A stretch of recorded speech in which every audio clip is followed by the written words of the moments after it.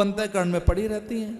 सजातीय वस्तु में बहुत रह सकते हैं, प्रेम में रह सकते हो, करुणा में रह सकते हो, मुदिता मैत्री में रह सकते हैं आप। प्रेम में 24 घंटे क्या 24 साल बिता दें आप, क्रोध में नहीं रह सकते आप, वो विजातीय है। तो निवेदन मेरा इतना सा है कि दिव्य जीवन बनाने के लिए आप जिस आश्रय और अवलंब विमर्श और विकल्प में हैं उसका अध्ययन कीजिए।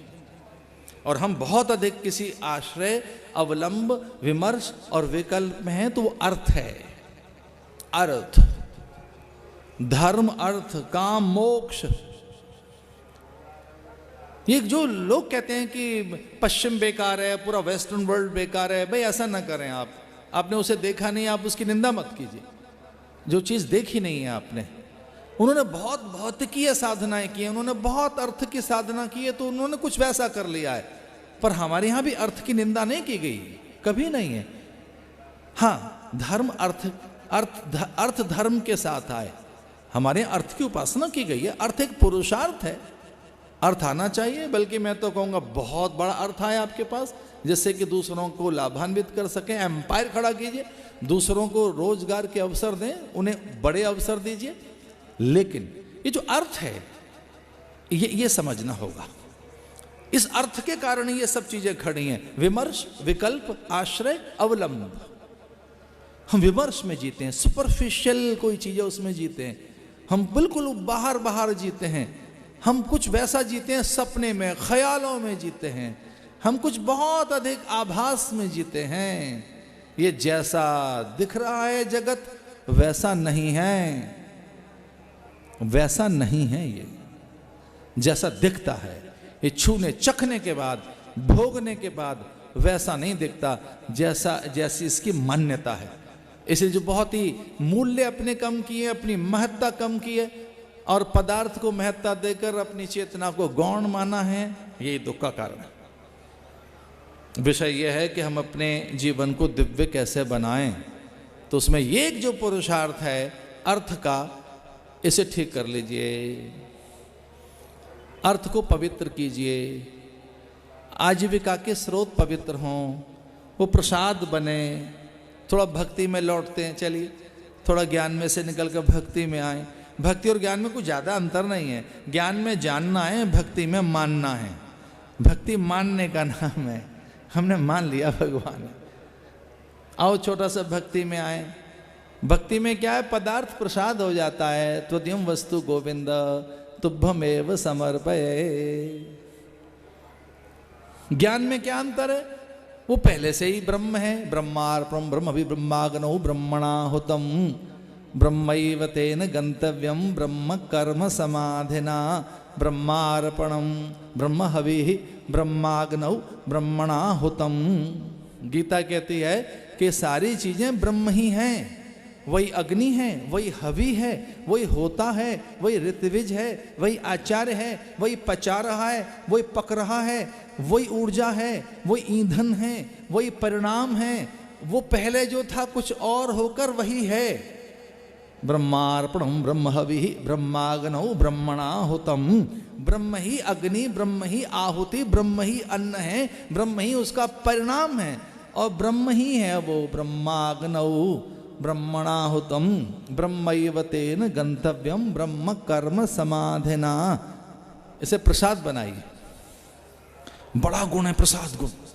थोड़ा भक्ति में लौट कर आए, थोड़ा लेचक लाओ, फ्लेक्सिबल बनो, चीजों को सुंदर बनाइए, मोहक बनाइए। और भक्ति में ये कला है। धन्य है भारत के प्राणी, इनको भक्ति आती है। पश्चिम के लोगों को भक्ति नहीं आती ऐसा नहीं है। वो तो मैंने वहां भी देखा है, जेरूशलम में, वहां पानी छिड़क रहे हैं। जहाँ क्रूसीफाई होके जीसस की बॉडी को लेटाया गया, वो जगह में देखकर आया, तो वहाँ पानी छिड़क रहे हैं और पी भी रहे हैं चरणामृत की तरह से। मैंने कहा ये क्या कर रहे हैं? बोले यहाँ की रिचुअल है, पी रहे हैं। अकाल मृत्युर्णम सर्वव्याधि विनाशनम भगवत पादोत्कम पित्वा। अरे जल पियो, हम भी पी रहे हैं, वो भी पीने लगे। पर भारत के प्राणी बड़े अद्भुत हैं, इन्हें भक्ति आती है। भक्ति में एक वैशिष्ट है, भक्ति का एक सबसे बड़ा गुण है प्रसाद। ध्यान रखना, भक्ति में से प्रसाद गुण चला गया, भक्ति रूखी सूखी सी हो जाएगी, भक्ति नीरस हो जाएगी। भक्ति में से प्रसाद चला गया। प्रसाद चला गया भक्ति में से। प्रसाद से ही तो भक्ति है। किसी भी देश में जाइए, प्रसाद नाम की चीज नहीं जानता कोई। प्रसाद क्या होता है? प्रसाद नहीं जानते वो क्या होता है। हमारे यहाँ हर चीज प्रसाद है। बस भगवान को भोग लग जाए वो चीज प्रसाद है। तुलसी दल डाल दीजिए वो प्रसाद है। मीरा को तो उसकी अनुचरी ने जहर दे दिया, प्रसाद है। तो मीरा कहने लगी नीला नीला पदार्थ है, पता नहीं कैसा है। तो नौकरानी ने कहा कि ठाकुर नहाया है।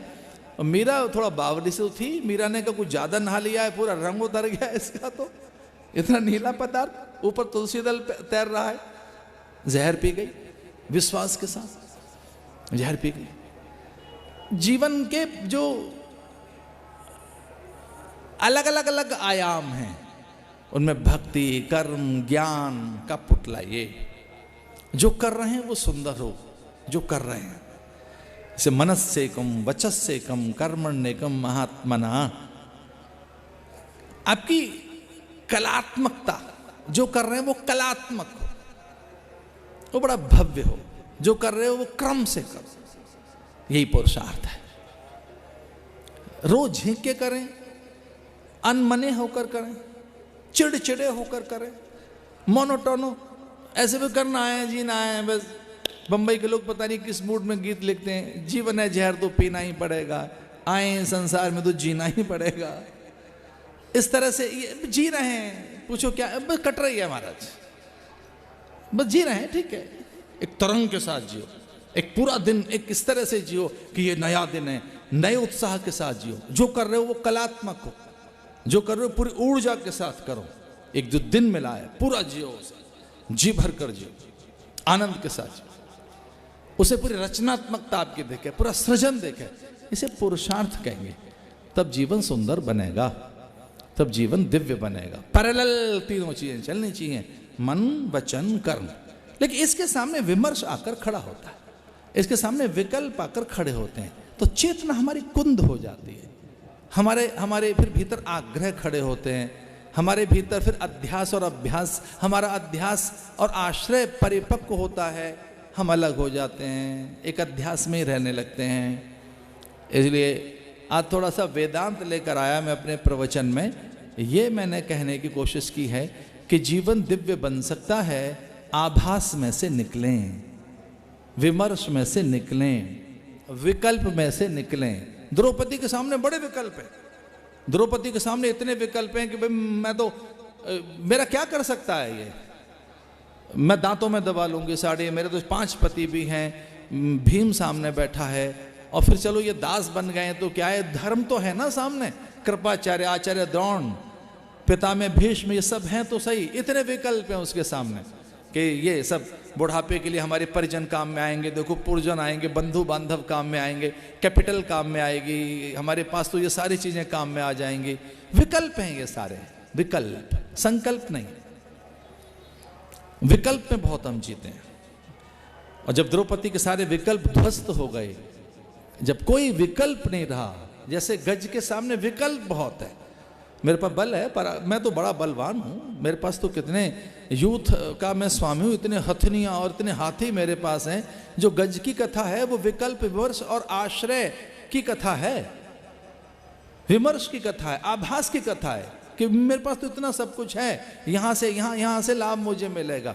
और अंत में जब कोई काम नहीं आई चीज, तन में मना शुभ संकल्प मस्तु, तो अपने संकल्प में विकल्प ना आने दो, विमर्श ना आने दो, अभाव मत आने दो, अध्यास मत आने दीजिए।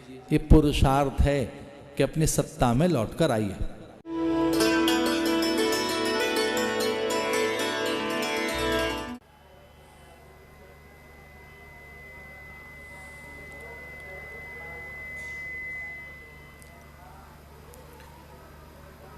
जीवन का स्रोत जीवन है,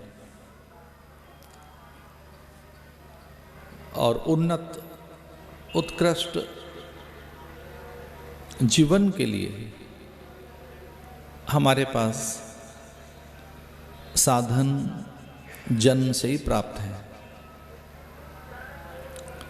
कुछ साधन जन्म से ही हमें मिले हैं, जैसे कर्म की स्वतंत्रता, चिंतन की स्वायत्तता, वैचारिक अभिव्यक्ति और ज्ञान की उच्चतम भूमिकाओं को अर्जित करने के लिए पौरुष, पराक्रम, साथ ही सत्य को अनावृत कर लेने के लिए विवेक, ख्याति, षट संपदा, विचार, विवेक, मुमुक्षा आदि, ये जन्म से ही हमें प्राप्त है। ज्ञान, वैराग्य, धर्म, श्री, ऐश्वर्य। हाँ, ये सच है कि पुरुषार्थ से इन्हें समझकर कि ये बड़े साधन हैं, जीवन की सिद्धि की जा सकती है। जीवन की सिद्धि का अर्थ है भ्रम, भय और अभाव मिट जाए।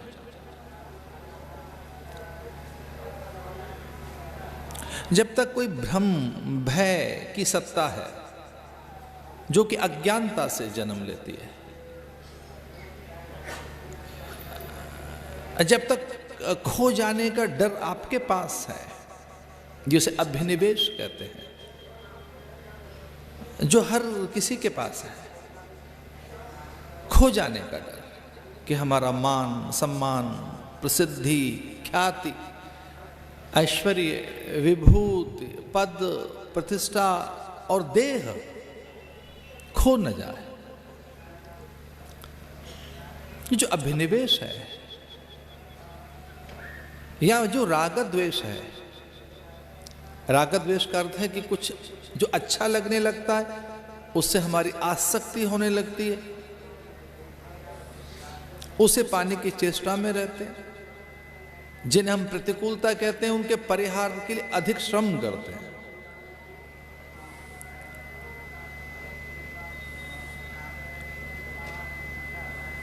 तो ये जो जीवन सिद्धि में व्यवधान है, राग द्वेष, अभिनिवेश और अज्ञान जन्य अनेक क्लेश, उनके निवारण का नाम ही पुरुषार्थ है। इसे सुजान वह है जिसने अपने अज्ञान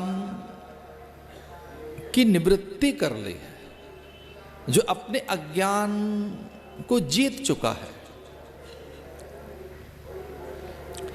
जिसके भीतर में अल्पज्ञता, अजानता कुछ पल के लिए रहती है बस, जो जागरूक है, सचेत है, चैतन्य है,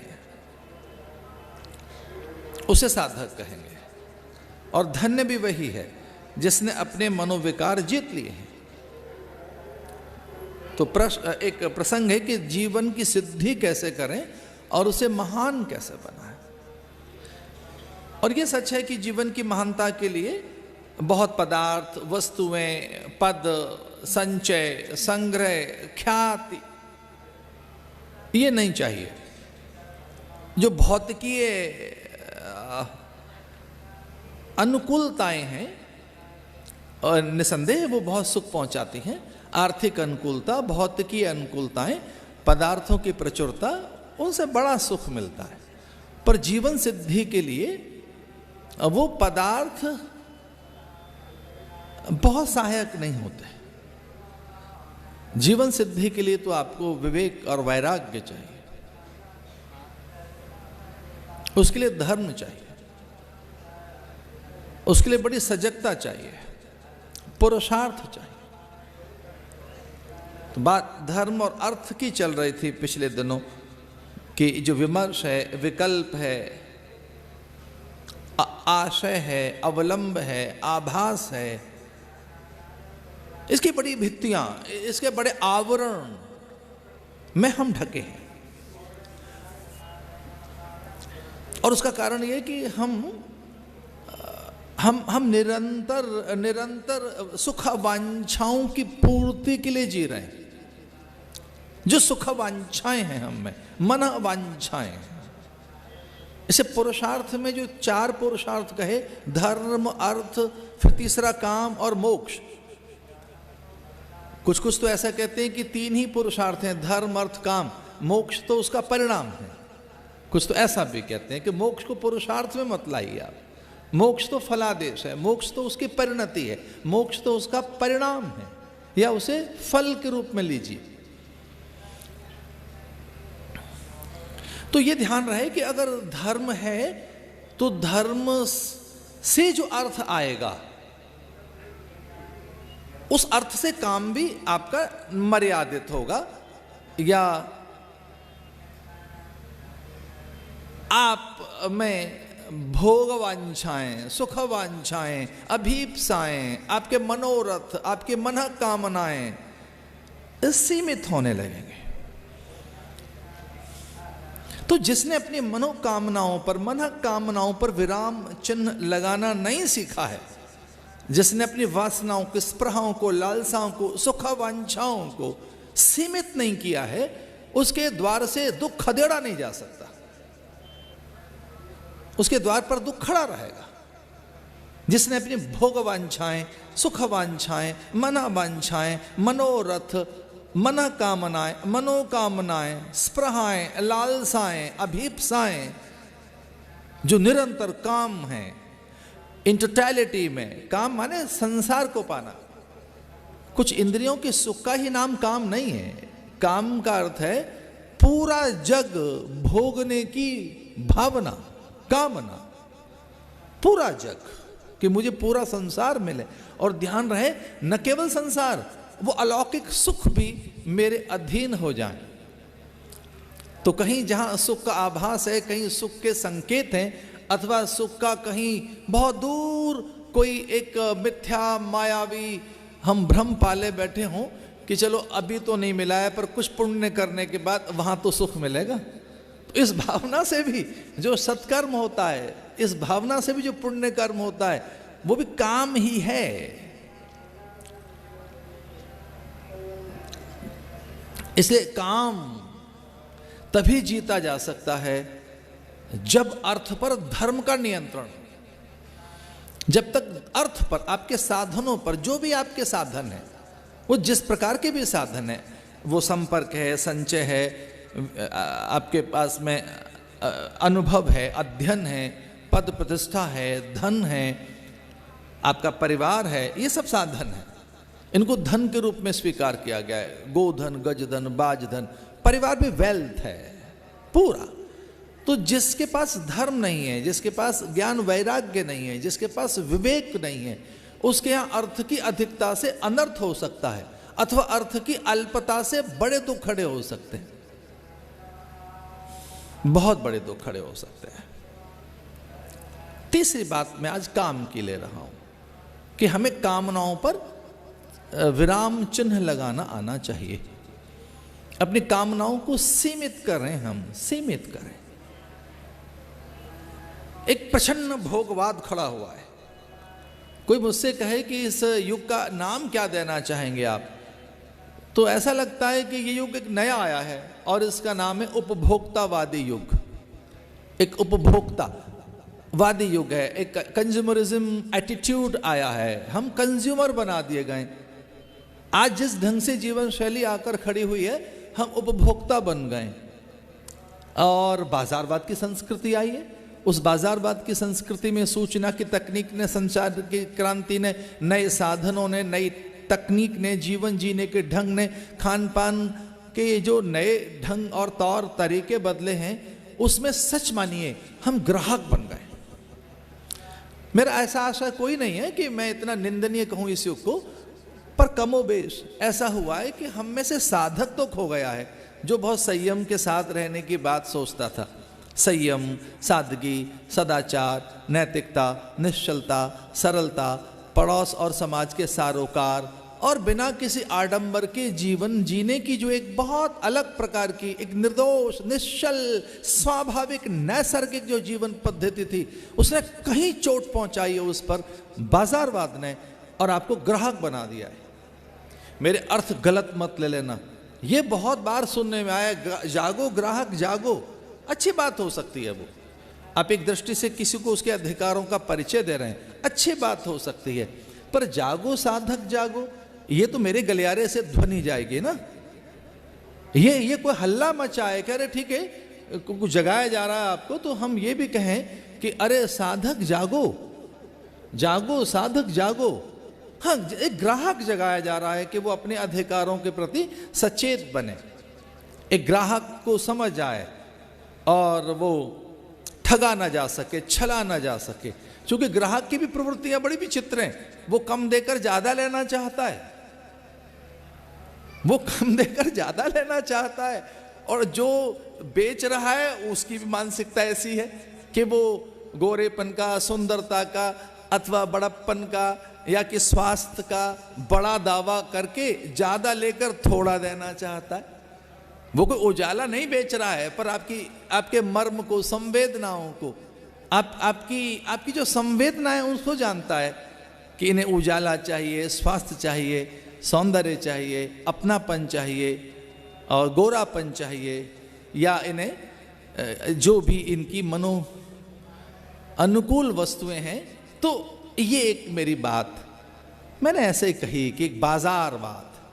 अब इसमें एक चीज खड़ी हुई, स्वच्छंद भोगवाद, इसमें स्वेराचार खड़ा हुआ है, इसमें स्वच्छंदता आई है, स्वेराचार आया है, और हमारे भीतर में ग्राहक जग गया, हमारे भीतर में ग्राहक है, और ग्राहक के साथ साथ कुछ ऐसे सारोकार खड़े हुए कि हमारे भीतर में एक और बात जगी कि सब लोग आगे बढ़ गए बिना श्रम साधना के, बिना योग्यता पात्रता के, तो हम भी बढ़ सकते हैं।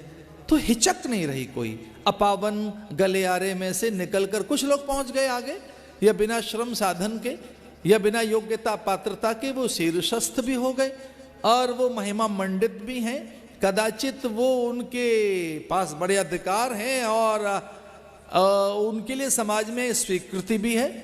ऐसा नहीं कि समाज में उनके लिए कोई आक्रोश है। ये एक प्रवृत्ति आई धीरे से, और इस प्रवृत्ति ने क्या किया कि निर्दोषता छीन ली, कि बिना श्रम साधन के, बिना योग्यता पात्रता के वहां पहुंचा तो जा सकता है। अब उसने एक और बात खड़ी की, तत्काल लाभ की प्रवृत्ति, हमें तत्काल लाभ मिले, अभी लाभ मिले, तत्काल लाभ मिले, और मैं लाभान्वित मैं स्वयं बनूं, पहले मुझे लाभ मिले। तो ये एक काम की अधिकता। तो ये युग उपभोक्तावादी युग, जिसमें संयम सरक गया, जिसमें सरलता चली गई, जिसमें सामाजिक सारोकार छिन्न भिन्न हो रहे हैं, परिवारवाद टूट रहा है, जो बड़ी चीज है। परिवार बहुत बड़ी चीज है, निवेश के ढंग बदल रहे हैं, तत्काल चाहिए हमको। तो जो अधिक बढ़ता हुआ भोग है उस पर विराम चिन्ह लगाने होंगे, और वो संभव है मर्यादित आचरण से। इसलिए कौन सा जीवन चुने, कैसा मार्ग चुने, जो शास्त्र सम्मत हो, वेद विहित हो, गुरुजनों द्वारा उपदेशित हो, महज्जन द्वारा आचरित हो। इसे जब सीधा हमारे पास में एक मार्ग है और पता नहीं कहाँ गली बंद हो जाएगी, शब्द बड़े छोटे से हैं पर इनके अर्थ बड़े हैं। जैसे दिशा और दृष्टि, आपकी दिशा और दृष्टि कहाँ है, जिसके लिए वेद कहता है माँ गृध कस्विद्धनम, गिद्ध जैसी दृष्टि मत रखिए।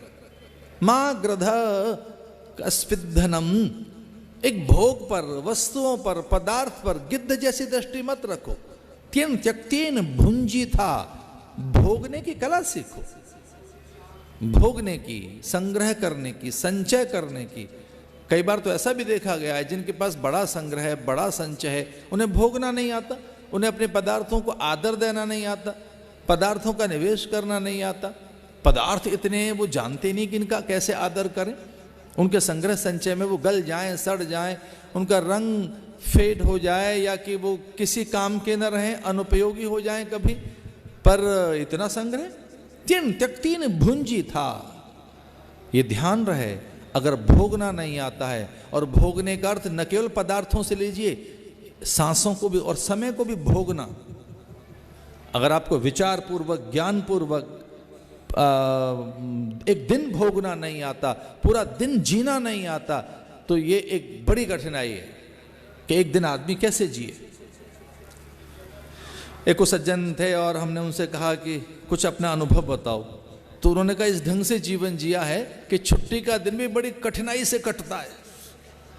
ये छुट्टी का दिन जो आता है ये बड़ी कठिनाई से कटता है, क्योंकि इस ढंग से जीवन जिया है, इतनी इन्वॉल्वमेंट रही है, इतने डूब कर, इतनी तादात्म्यता के साथ, इतनी तद्रूपता, इतनी तल्लीनता, अपने कार्य में एक रूपता। सच तो यह है कि ऐसी तदाकारता के कार्य और मैं और हम एक हो जाते हैं। और उन्होंने तो यहाँ तक कहा कि मैं घर में पूरा ऑफिस उठा कर लाता हूँ, और कई बार तो घर में ऑफिस नहीं भी आए, फाइल न भी आए, तो मेरी मानसिकता में पूरा ऑफिस रहता है और सुबह तक मैं इतना इन्वॉल्व हूँ, मुझ में इतनी तद्रूपता है।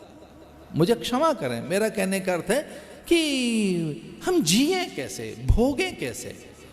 कुछ भी हमारे पास समय न हो, और हमारे पास बहुत समय तो कटे कैसे, हम यही नहीं जानते। एक घर की, मैं आपको दिखाता हूँ एक घर का तमाशा कि 5-4 लोग एक घर में बैठे हैं और मौन हैं, 1-1, 2-2 घंटे तक बुद्धू बक्से के सामने बैठे, टीवी मॉनिटर के सामने पूरा परिवार बैठा है और मौन, कोई संवाद नहीं उनमें।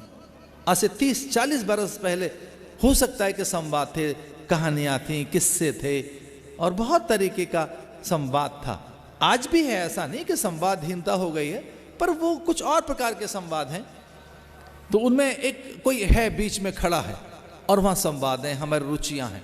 समय को कैसे भोगें, सांसों को कैसे भोगें। योग दर्शन में तो यहां तक लिखा है कि एक भी सांस जो आप ले रहे हैं, जो एक आपने सांस ली, अगर वो होश में ली आपने, उसके लिए आप पूरे पूरे अप्रमत्त हैं, और आपको ये पता है कि इस एक पूरी श्वास में मुझे क्या करना है, किस ढंग से श्वास लेनी है। आप रोगी हो ही नहीं सकते। श्वास लेने का ढंग और छोड़ने का ढंग, एक सांस बहुत कीमत की होती है। उस एक पूरी श्वास के साथ आपके भीतर में हलचल होती है। उस पूरी एक श्वास के साथ एक जो पल आप जी रहे हैं, एक भी पल वो पूरी चैतन्यता के साथ जिए। सांसों को ही भोगना नहीं आता हमें, मानसिक शक्तियों को भोगना नहीं आता, हमें अपनी बौद्धिक क्षमता को भोगना नहीं आता, हमें ठीक ढंग से निर्णय करना नहीं आता। हम इतना तक नहीं जानते कि हमारा अध्यास, अभ्यास, चेष्टाएं, प्रतिक्रियाएं ऐसी क्यों बन गई हैं, हमारे ये दृष्टिकोण, हमारे ये आग्रह ऐसे क्यों बन गए, हमें धीरे से हमारा ये व्यक्तित्व क्यों बन गया। एक और बात, क्या हमारा सही व्यक्तित्व बनाए, हमने ठीक अपने को बनाया है। सच तो है कि हम खुद का प्रोडक्ट हैं, हम तो स्वयं का उत्पाद हैं। हम अपने को खुद एक बना रहे हैं अपनी रुचियों के आधार पर। जो रुचियां हैं हमारी, जो कामनाएं हैं, जो हमारी अभिप्सा हैं, उन्हीं के आधार पर तो हमारा चिंतन बना है। तो मैं जरा सा एक पल के लिए टोक कर ये पूछना चाहता हूं स्वयं से और आपसे, क्या हमने ठीक चिंतन बनाया है अपना? हमारे पास चिंतन सही है, सकारात्मक है, विधेयक है, उसमें सृजन है, वो निर्दोष है ना, वो बहुत आध्यात्मिक है या नहीं? हमारा चिंतन, हमारे पास चिंतन कैसा है? बासी तो नहीं है, उसमें नकारात्मक दृष्टिकोण तो नहीं है, उसमें कहीं बहुत पूर्वाग्रह तो खड़े नहीं रहते, हमारे चिंतन में बहुत अधिक निंदा तो नहीं है दूसरों के लिए, उपेक्षा तो नहीं है, या हम तात्कालिक बातों के साथ उलझकर, तात्कालिक मुद्दे और प्रसंगों के साथ उलझकर एक चिंतन बनाते हो कि बड़ा भ्रष्टाचार है, बड़ा अनाचार है, हमारा कलयुग है, बड़ी बेकार चीज आई हैं। तो 2-4 बार कुछ लोगों ने कह दिया तो बस अब वो बोल रहे हैं, वही सोच रहे हैं, हम ढंग से कुछ और सोच ही नहीं पा रहे हैं। एक बार कोई व्यक्ति आए और उन दिनों मेरा मौन था संयोग से, पीछे 2 महीने का मौन में से मैं निकला और एक सज्जन मेरे पास आए और उन्होंने कहा महाराज आप तो 2 महीने से अपने कक्ष में थे, तो आपको नहीं पता लगा होगा, बड़ा भ्रष्टाचार हुआ, बड़ी चर्चा हुई उस पर, बड़े अनशन हुए, तो मैं आपको सूचना दे रहा हूँ। तो बोले बड़ी रैलियाँ हुई, बड़े सब, आपको तो कुछ पता ही नहीं था, मैंने सोचा आपको बता दूं। तो हमने कहा कितने दिन हो गए उस बात को? तो बोले लगभग 1 महीना बीत गया है। तो मैंने कहा अभी भी ताज़ा है आपके मस्तिष्क में, तो अभी भी फ्रेश है, फ्रेश मटेरियल है, आपने तो अभी भी सही के रखा है उसे। तो कुछ चीज़ें ऐसी हैं हमारे चिंतन में पड़ी हैं, बहुत दिनों से पड़ी हैं, अरे फ्रेश कीजिए उसे, बिल्कुल फ्रेश कीजिए, वो डाटा डिलीट कीजिए जो बेकार है, गार्बेज निकालिए, कूड़ा निकालिए और उसका ध्यान रहे एक क्रम है कि जो हे है अत्यंत निंदनीय चिंतन है, या जो भ्रामक है, या जो दुर्बोध कारक है, अथवा भयकारक है, अथवा एक और बात है जो एक संक्रमण पैदा कर सकता है, या जिसके कारण हमारे भीतर में प्रमाद आ सकता है। क्योंकि स्वतंत्र सोच नहीं पाएंगे, हम सोच ही नहीं सकते नया। स्वतंत्र चेता हम कब नहीं रहते? जब केवल बाहर के मुद्दों पर रहते हैं, जब केवल समाचार पत्र आपकी मानसिकता बनाएं और केवल समाचार ही आपके अंतःकरण का निर्माण करें, तो बाहर के दृश्य और बाहर की घटनाएं मेरा चरित्र बनाएंगी, मेरा जीवन बनाएंगी, मेरी सोच बनाएंगी, मेरी मानसिकता बनाएंगी। क्या समाचार पढ़कर मेरी मानसिकता बनेगी? वो एक अलग आपका व्यक्तित्व हो। अगर आप आध्यात्मिक प्राणी हैं तो कुछ चीजों का प्रभाव आपके ऊपर नहीं होगा। तात्कालिक जो प्रभाव रहता है वो कुछ पल के लिए रहता है। पानी पर लकीरें खींचे साथ के साथ मिटती रहती हैं, उनका कोई वहां चिन्ह नहीं रहता। जरा सरिता में या सरोवर में या सागर में एक लकीर तो खींच कर देखो, वहां खिंचते खिंचते वो साथ के साथ मिटती है। इतना ज्ञान का सागर आपके पास हो, वैचारिक संपदा इतनी हो आपके पास में कि कोई चिंतन की वहां पर रेखा रह न जाए, कोई इंप्रेशन न रह जाए बाहर का। जो बहुत इंप्रेशन है, जो बहुत प्रभाव है बाहर का, वो हमारे अंतःकरण को अस्त व्यस्त कर देता है। इसे जो चिंतन है उस पर ध्यान दें कि जो हमारा चिंतन है वो केवल वस्तुओं के लिए, केवल पदार्थों के लिए, या केवल वो संग्रह में जुटा है, उस पर ध्यान दें, चिंतन पर। मैं फिर से कहना चाहूंगा कि पदार्थ प्रसन्नता कारक नहीं है। अब हम सब ये माने बैठे हो कि पदार्थ से ही प्रसन्नता आएगी कुछ पल के लिए, पर प्रसन्नता चिंतन सापेक्ष है।